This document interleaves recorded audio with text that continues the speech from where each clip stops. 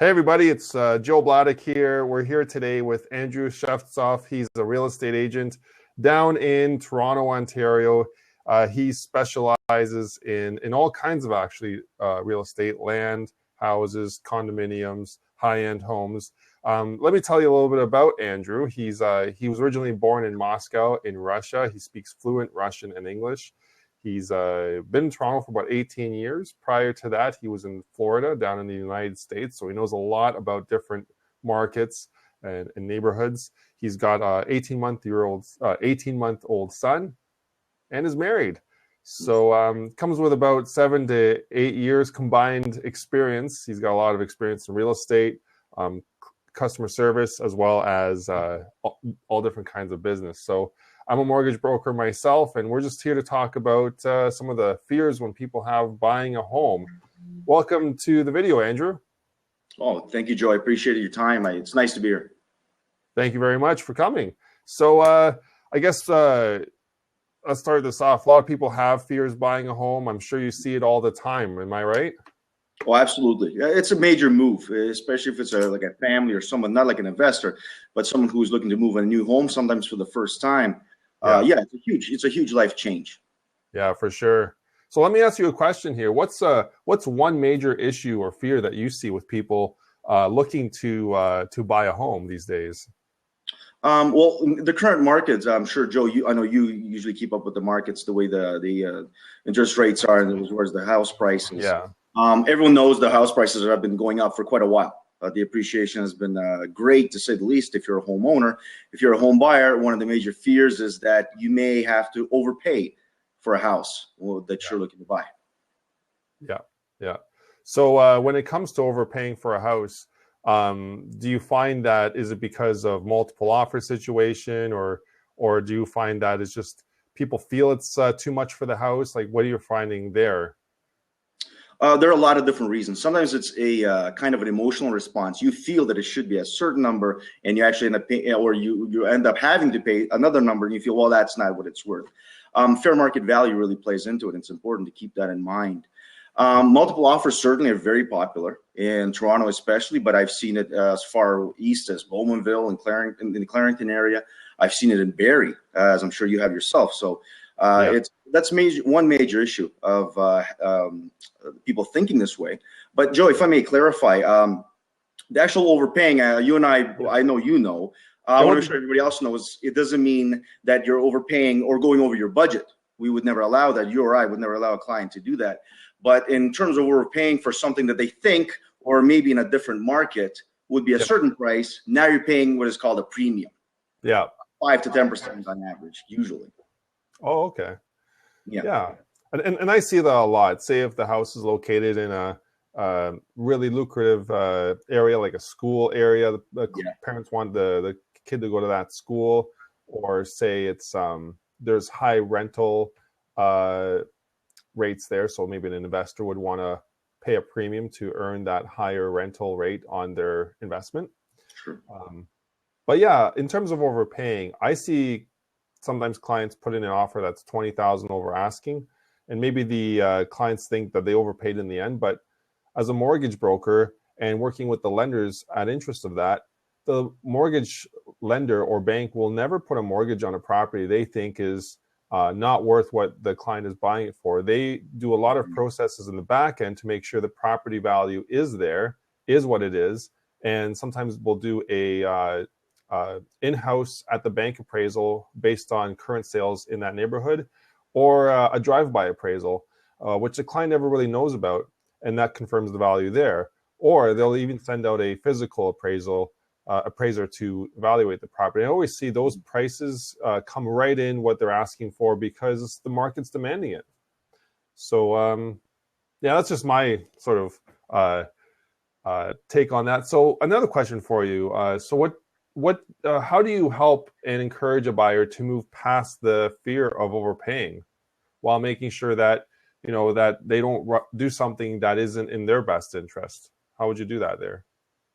Well, there's many different ways, especially depending on the person's situation, their financial situation, the reason they're moving, those kinds of things, whether it's a single person or maybe a family. There are two main things that both you and I have spoken about on many different occasions. That there's really two things I try to get them to focus on. So the first, as I mentioned before, it's an emotional response. So you try and get them to kind of calm down and really focus on two specific things. The first very simple thing that I try to clarify is that if you're buying high, say you are buying it at that 5 to 10% premium, and you have to sell very quickly, maybe in the year after or something like that. And their fear is, well, the market's going to go down. I've paid a premium. Now I'm out some certain amount of money. I always remind them when you're buying high, or excuse me, when you're selling low, you're also buying low. The whole market changes kind of accordingly. Now, it's not generalized. Not everything goes down the same percentage. But for the most part, I try to remind them that, when you're down in your price, the house you're going to buy next is going to be in the same kind of the same situation. So if you're paying a premium now, you're going to actually be saving a premium when you're buying the next property, if that's what you have to do. And that's, of course, only in the chance that they're looking to actually sell quickly afterwards for some emergency case or something like that. I don't know. You probably had some experience with that, Joe, no? Clients selling because of an emergency situation? Yeah, having to sell something quickly, and I have to remind them that they're gonna, if they buy, they'll be buying the same kind of environment. Exactly. Yeah.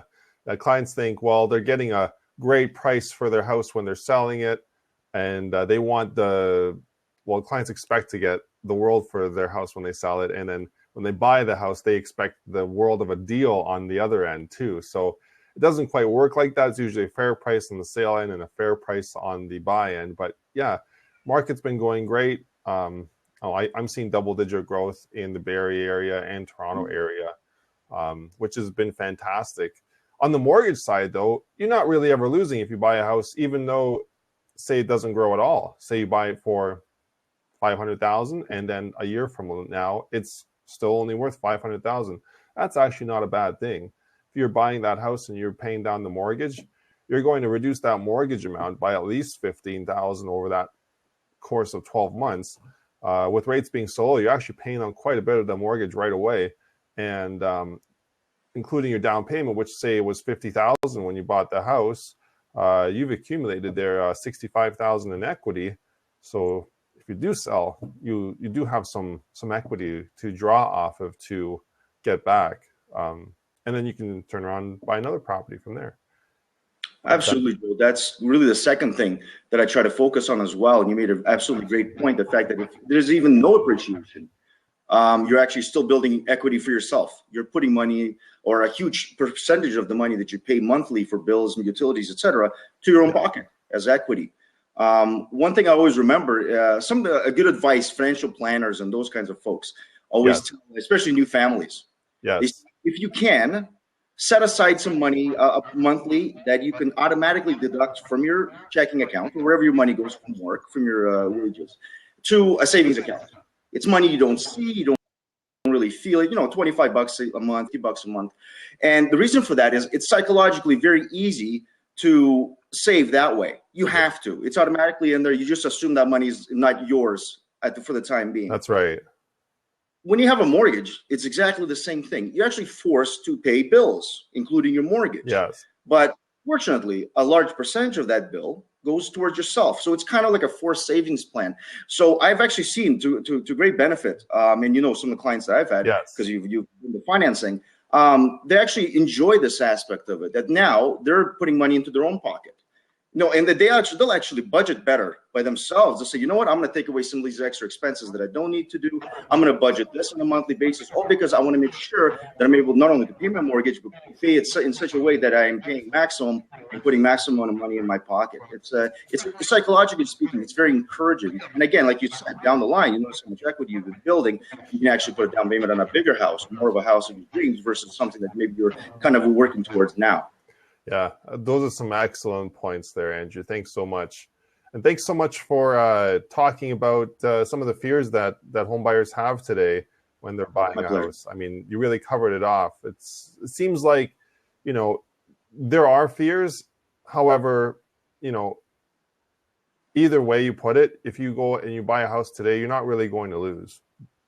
You're going to pay that. Absolutely. Yeah, you're going to get that market appreciation eventually. If not, we're going to get that mortgage paid down. People are always building equity.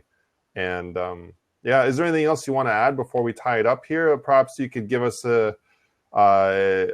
some contact details. How can people get a hold of you if they want to start looking for a home today?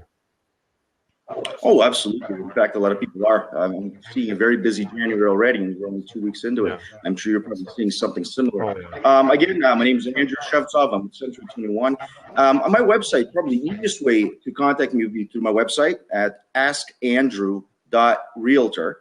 That's askandrew.realtor, and I have my contact information there. I have some links to different questions people have, and there's actually a place there where you can just ask me any question you want, and I'll get back to you more than likely within 24 hours, as the site says. Of course, my cell number, 416-873-2275. I have that with me most of the time, and certainly leave a voicemail. I'm happy to respond. I'm happy to answer questions, even if you're not maybe exactly thinking of buying or selling, but maybe it's an idea.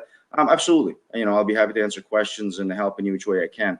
And yeah, listen, Joe, thanks for the opportunity. I appreciate you having me. No problem, Andrew. I'm sure if the viewers here today want to connect with you, they can look at this video again and always connect with you to start looking for a home.